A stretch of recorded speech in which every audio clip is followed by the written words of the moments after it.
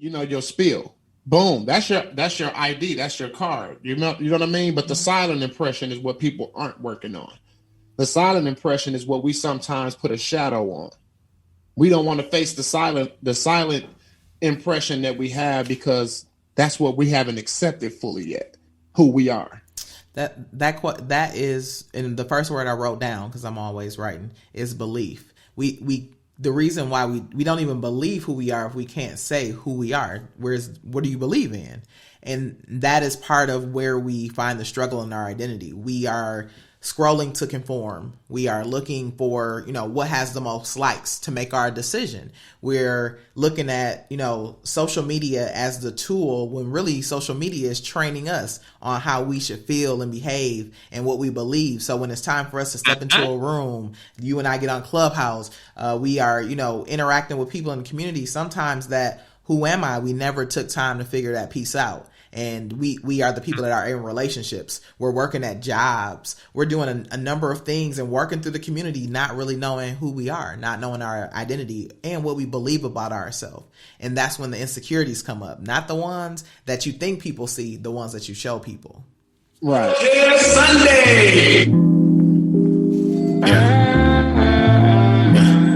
Hey, I'm here for the talk. Let's talk about it. Bounce.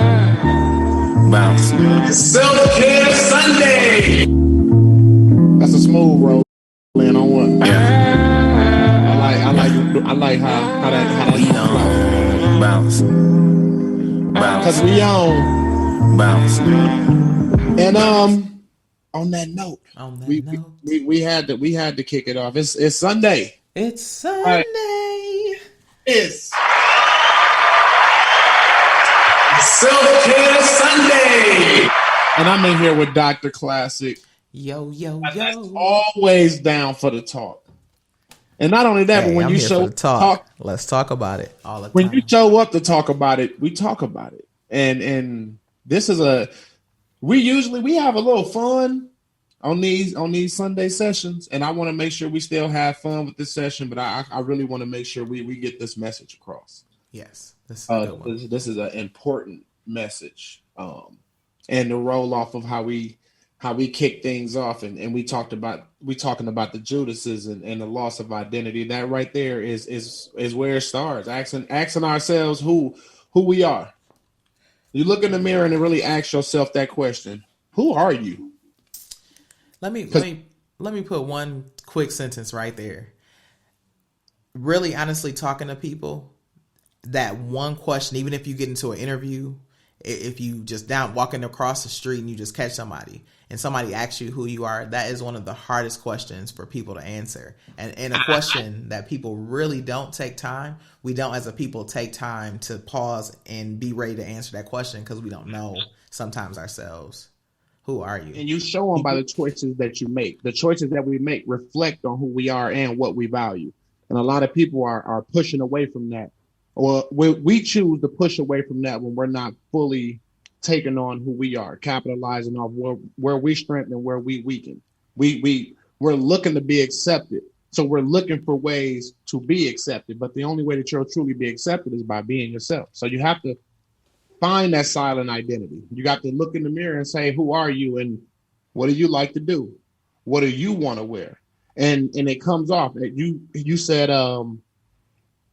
in order to say who we are, we have to believe who we are. That's exactly where it starts at, because that's the confidence in you. Once you believe who you are, you only going to approach the situation so confident to say, hey, I am, and I do, and I know I can. Who are you? And they don't know how to respond back because they like, wait, I don't even know my identity. So how do I respond to somebody that has an identity? Absolutely, 100%. And that's how the communication cycle is broken in today's world, because identity is lost. This is where we go into the Judas part. You know what I mean? In our culture, I'm speaking from our cultural aspect, identity is lost. We're thrown with television, radio, Facebook, social media as a whole, you know what I mean? And it's constantly piling up to where some people that don't know who they are can get on Clubhouse and they're finding identities. That's what they're doing. You're creating so many identities for me to find that I don't know. I feel like I can pick and choose every day somebody different. Today I'm gonna be a football star, but tomorrow I'm gonna be a gangbanger. No, today I'm gonna be a church going husband, but I'm gonna be a sinner at night. You know, there's so many identities to choose from because there's so many options given to you that there's only one choice to make, and it's you. This is one of those, the little things. Think about it. You can't do anything without telling someone who you are. If you have never played in a space before, there's nothing that you can do. From logging into social media to getting a job to coming over to make an order to putting in something online to get your Amazon package. In order to do that, you have to say who you are. On Clubhouse, you have to set up your bio. First thing you gotta do is put your name in.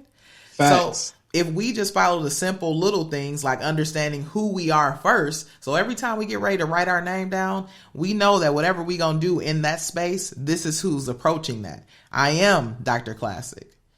We can talk about it. I am. You know what I mean? Like we have to get into that place where we start with who are we? Believe it, speak it, and live it. If you can get those down and keep those in consistent motions, man, after a while, you've been to convince yourself you are exactly who you're supposed to be. 100%. And to be a person that's on the journey of figuring it out, I'm not going to stand back like I'm perfect. Right. Because I do understand that there are people out here. Well, there was a time where I wasn't able to choose an identity. Mm-hmm. So I know it's a struggle for people out here to choose an identity because sometimes we just simply internalize what it is that our parents have done or whatever is dominant in the culture that we come from. That's where our battle starts at. We don't get to choose our identities because we internalize everything that our parents have done or whatever is dominant in the culture that we come from. Right.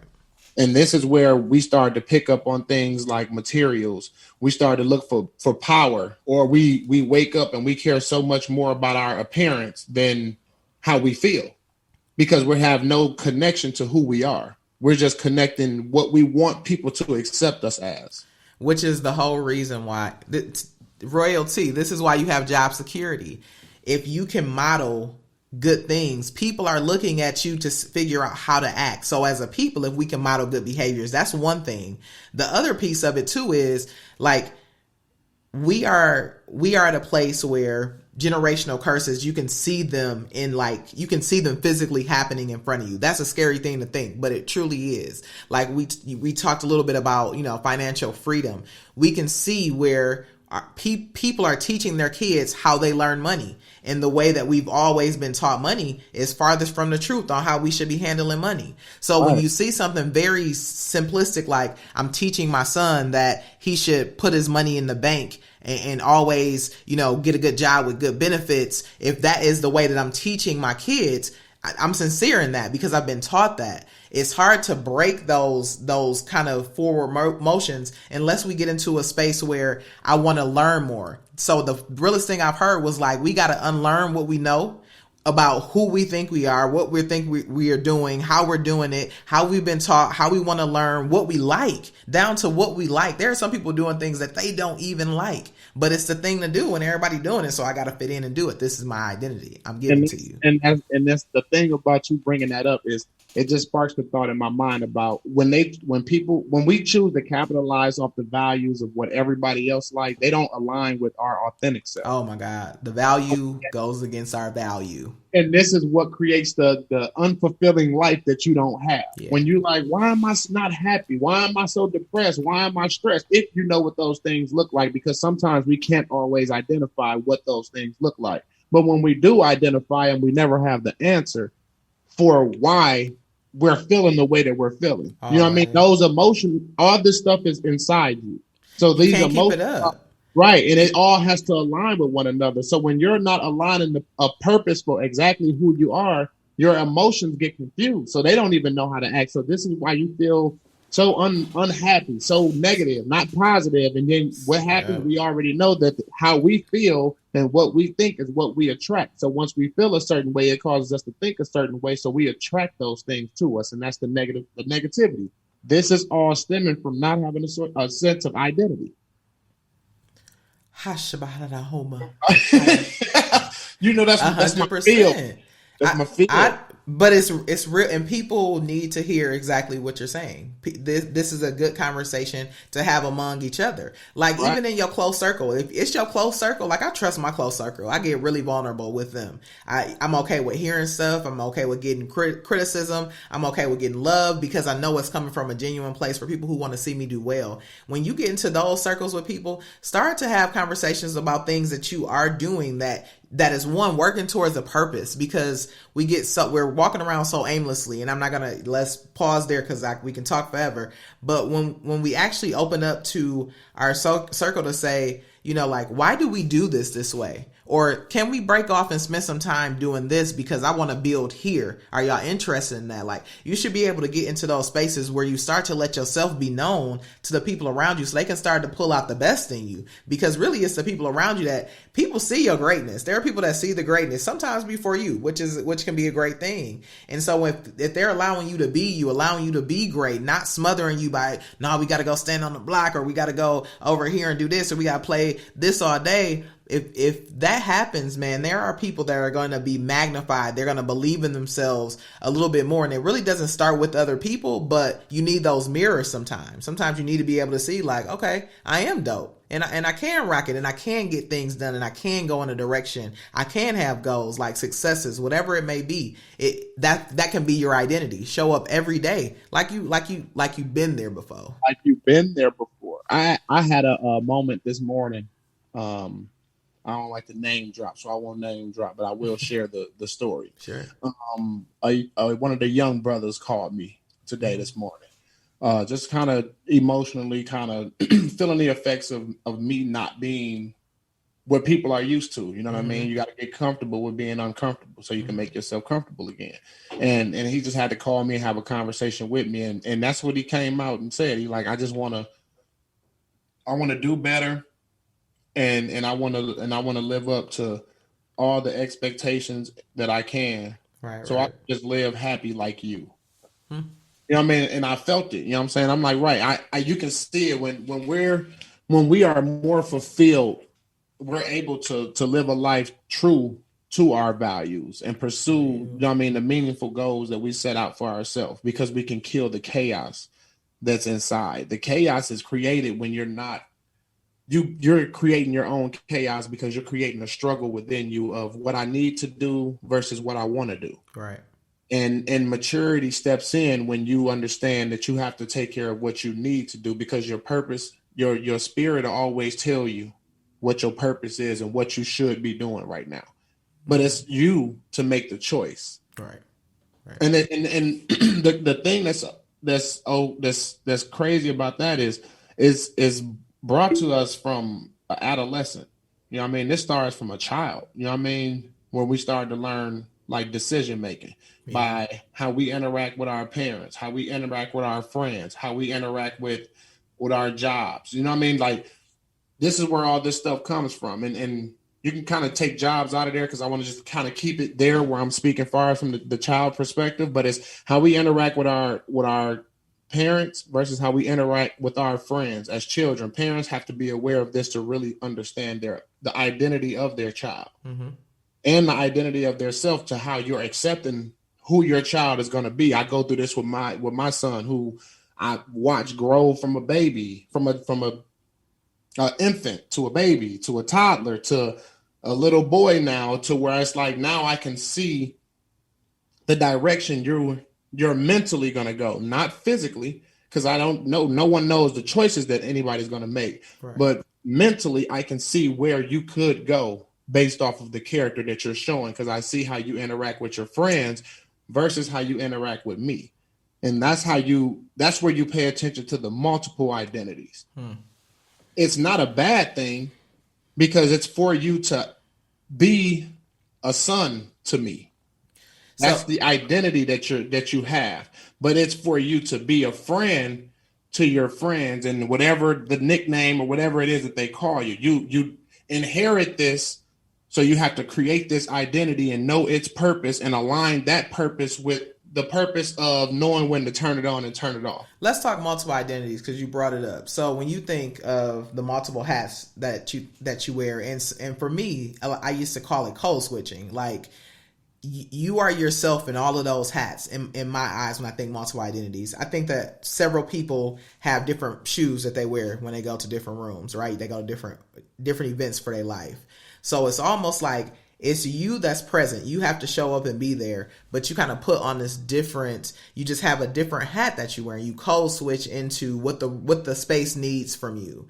But it's all your identity. I remember I told you, like, I'm trying to get to a place where I just show up like this every time. It doesn't matter if I'm talking to Barack Obama or I'm talking to one of my athletes. Like, it can be on whatever spectrum it is, and I just want to show up the same way. And you were trying to say, like, oh, well, what about the identities? Even with my kid, like even with my daughter, I try and figure out a space to talk to her where I always come in where you are going to have to be present in your moments and make decisions, and I'm going to help give you these guardrails and these life lessons and put you through tests and make you think critically. But really, I'm not going to, her trajectory is going to end up being the trajectory that she has access to.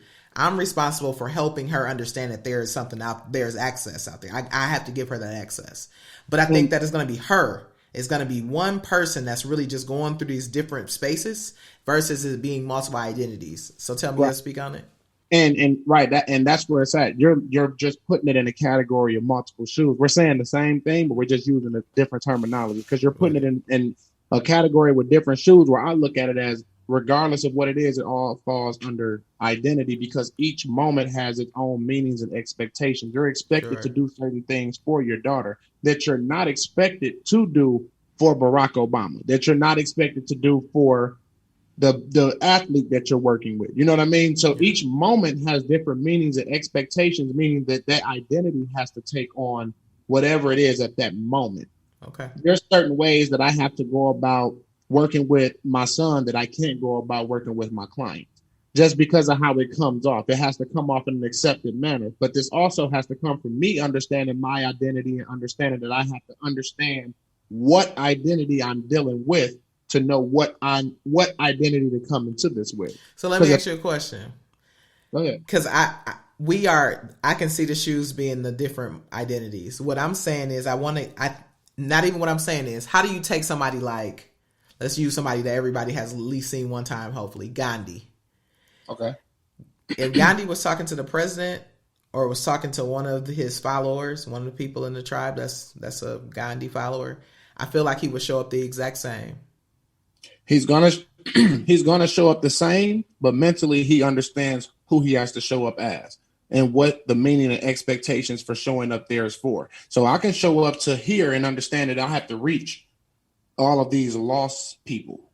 That's this meaning the expectation. But if I'm going to go and meet with Barack Obama, I understand that I have to spill certain information out that he wants to understand. Is that identity? Yeah, because you have to be a different person, because it's almost like me and you sitting here talking right now and I'm talking identity with you. This is not the same way I would talk identity if I'm dealing with a client. See, I'm saying I don't want to switch. I'm saying I want to talk identity with you, and I want to get off of this call and get onto my next call with the client, and I want to say it the same way. I want to bring it the same way. I feel like you'll be able to, but there's going to be a different tone. There's going to be a different body language. There's going to be a different pot. There's going to a lot of things are going to be different about it. Yeah. You're here. You're talking to me here. And Dr. Classic, you know what I mean? We got the lane. We got the cap. Whoa, that's appearance. The appearance is going to come the same. It's going to come out, but I got to mean it differently. So that means I might have to hit here, get a little closer in, boom, boom, boom. You know what I'm saying? I can have 3 identities and they are Dr. Classic, but somebody got a lowercase c, somebody got the space with the capital C, and somebody just got it ran together without the period. Because the message has to come off differently depending on who you're dealing with, because everybody's not going to understand the terminology that Dr. Classic is using. But then when capital D, lowercase RC, LASSIC is talking, you know what I mean? That you're coming off as different identities, just the same name. I'll run with it. Good conversation. Something to make us think and take care of ourselves and know who we are, because I want it for sure. and it's the alignment. It's finally alignment in it.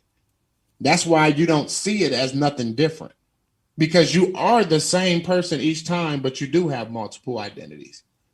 But the alignment is so there with it that you don't see a difference. That's how you know it's aligned, because you're not supposed to see a difference. When you feel like you're showing up the same way, you feel like you're showing up the same way, but the outside perception knows the difference. Yeah, and let's talk about that piece, because one thing I will say, and I want everybody to do this, I believe it works, feed your identity, and it's really through preparation. We can impact two moments: how we prepare for something and how we react to something. So in the space where you are given time to prepare, like really prepare, that's where your confidence is going to come in at. Anything that you want to get off the floor, if you want to start a business, if you want to, change your workout regimen, if you want to now join a club, it's really going to be about how you prepare. Because when you stand up and get ready to do it, your confidence is going to be ready. Because I'll be honest with you, everybody thinks that they know how the door is going to open. They think they know how the opportunity is going to come across. I'm going to come in here, boom, I'm going to say this, boom, he going to love me, I'm going to think this way, it's going to be $1 million gig.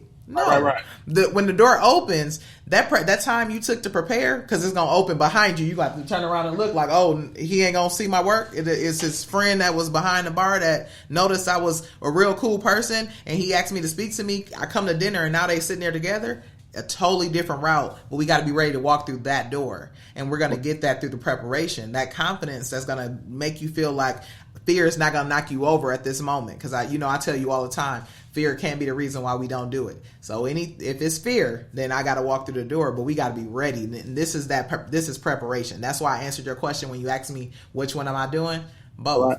You can harvest and feast. You can grow harvest, and you can plant and feast. That's another conversation, because now I want to dive into it because you brought it back around, and I want to hear about it. But another conversation. You bringing that up was very key and very important, because defining ourselves in the social world that we live in now is possibly one of the hardest things that we can do. Yeah, we live in a world that feeds off validation. Yeah. So being able to conquer, just stepping out and being who you are in this world is very, very, very hard. And it's poorly executed. It's poorly executed at times. You're trying too hard. It's poorly executed.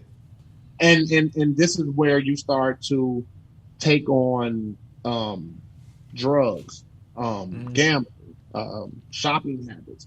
Because by you not being one with yourself, you start to seek out things that are being validated, to look cool, to look in, to look accepted, and cover up these are things.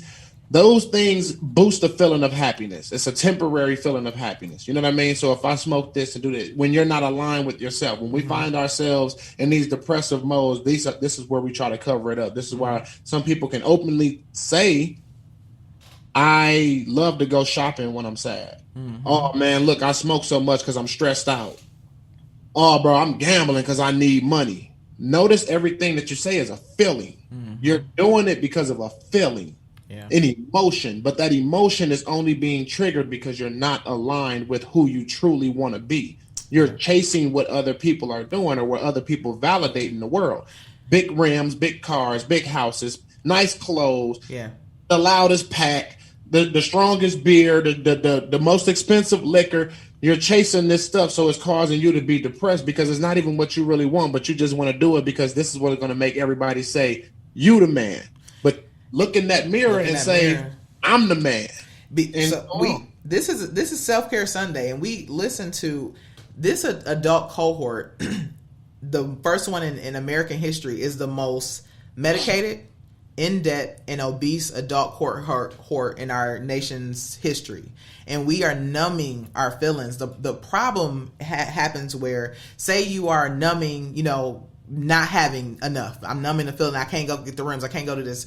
You can't just numb that feeling. You're numbing your body. You're numbing your body to other feelings. You're numbing your body to other access that you're supposed to have and other things that you're supposed to do. And when we get into a space where we talk about identity, let yourself feel what you need to feel so that you can identify what is right about it and what's not. You can't let the value be bigger than your value. You don't fit in there. You don't belong there. Sometimes your environment has to change. This is a real thing because the way I feel about it, and this Sunday, we have free choice. You know, there is no, yes, we have a savior, but the choice is we got to follow, right? So if we out here and we making our choices and we're continuing to numb, we're continuing to get in debt, we're continuing to eat and be obese, then it's going to come out on the other end for the repercussions of our choices. There is balance. You know what I mean? Like, this is how the world works. So really, really giving yourself a space to understand that. Don't numb it away. Don't medicate it away. Don't smoke it away. You know what I mean? Like, you can't eat it away. You can't drink it away.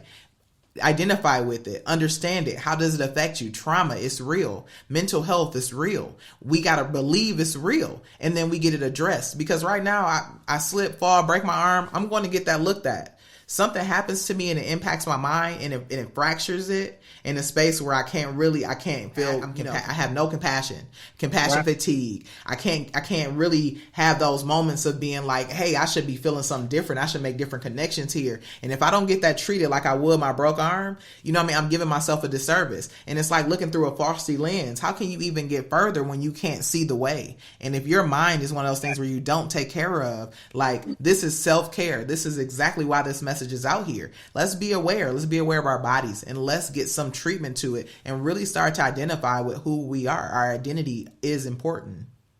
Very important. The ultimate goal is to develop and nurture the choices that are consistent within us. Yeah. Consistent with us as an individual, and make sure that they align in harmony with one another. This is how you find true happiness. This is how you find true self. When you can align the strengths and understand how to operate them, and then you know your weaknesses, and you learn how weaknesses can't be treated, right? But they can be strengthened. You know what I mean? So if you know what your weaknesses are, you accept them, and then you just understand what's my rebound, what triggers it, and how can I figure out how to get around it? Because we allow weaknesses to tear us down for too long sometimes, and that becomes the problem. The weakness hits, and we can't identify it, but then we go on a 1 to 2 week drought, which is just taking us 10 steps back when we just took 5 steps forward. This is why we can't get ahead. We got to understand how to capitalize off that. And sometimes it's going to be 5 steps forward, 10 steps back. Then it's going to be 5 steps forward, but then 8 steps back. And say that there's chaos in the change, but that means you're on to something, right? You're on to something. Just because you take a couple, listen, I have low days, I have bad days, but remember we just talked about it. Like, most of my challenges are like challenges that I'm having with my purpose. Like, I'm trying to figure out a way to get to this place, and like I'm conflicted here. Like, have those kind of challenges, have those kind of days, and that's really what space you put yourself in. Like, no pun intended. Everybody's gonna have they long, rainy, hard days. And those are the days that preparation is going to be like, okay, listen, I was prepared to go here. Now, what do I do? How do I connect? How do I get into a space where I'm still aligning, still hearing the message, and understanding what I need to learn in this space? Because that's the biggest thing. Like I preach to all my clients, it's not about perfection. It's about wholesomeness. We have to become more wholesome as individual people instead of chasing perfection. Perfection is an ego thing. Perfection is what is being validated by everybody else, because somebody else has to tell you you're perfect. You know what I mean? So it's a validation thing. But when you're looking to be wholesome, that's a self thing. Nobody can look at you and say, "Oh, you're a very wholesome young man." But I can wake up in the morning and say, "This done, that done, this done, not done." Right. These 4 things constitute my happiness. Yeah, I'm good. And I can go on about my day and be able to accept whatever good or bad comes because I'm already good within myself. I'm glad we had this conversation today. Like I said, we had to roll it back around about the fake ID, because when people misrepresent themselves or present themselves in an out of character way to impress a different audience, or whatever, a main audience that they looking to impress, that behavior becomes very unnatural. And what you're not understanding internally is it becomes very exhausting. And you can't fake consistency. And it's hard to unplug from something that you were never plugged up into. So now you're just draining energy from the source that's plugged in. You're draining energy from that source now, because you're doing this unnatural thing that's exhausting itself. The behavior requires greater resources, because the mind gets filled with so much self-doubt and self-consciousness and negative thoughts that you don't even know how to come out of it. You don't even know how to overcome it. So if you're out there listening, take a moment to actually ask yourself, who am I? Don't ask it out loud. Don't ask it out in public. Don't ask it near somebody who can give you any kind of feedback or criticism that can be a part of your answer. But just go to somewhere alone where you can look at yourself and really ask yourself that question. Because if you have a broken mirror, I guarantee the mouth part of that mirror is opening up, and that part's going to tell you who you are. And then let's start to put that mirror back together, because through a broken mirror, we cannot see a clear reflection of ourselves. You might as well roll into the audience. No, you gotta give me something. Give me something before we go. Give me a classic something. You know, you gotta keep it classic before we get up out of here. Honestly, I love conversations with you. I love having these talks. I really get to a space where I understand why we have to stop and figure out how to apply the correct strategy. We want to understand who we are, our identities. I want to be in a space always where we can understand our mindset, execute, and make plays. I am Dr. Classic, and I'm here for the talk. And really, I'm here to make sure that whatever we are working on in Self-Care Sundays, you can use it, apply it, and get it to your next play. And it is royalty. And by this time, y'all should already know how I want to wrap it up. So if you can, go ahead and say it with me. It's peace. This is an internal thing. Don't look for somebody else to tell you you found peace. Don't look for somebody else to look at you and say, you look peaceful. Find it within yourself. Peace. That's positive energy. It always creates elevation. Peace, love, yes, prosperity. And until next time. Self-Care Sunday. Out. Admission? Hey, I'm here for the talk. Let's talk about it. Bounce. Bounce. Self-Care Sunday.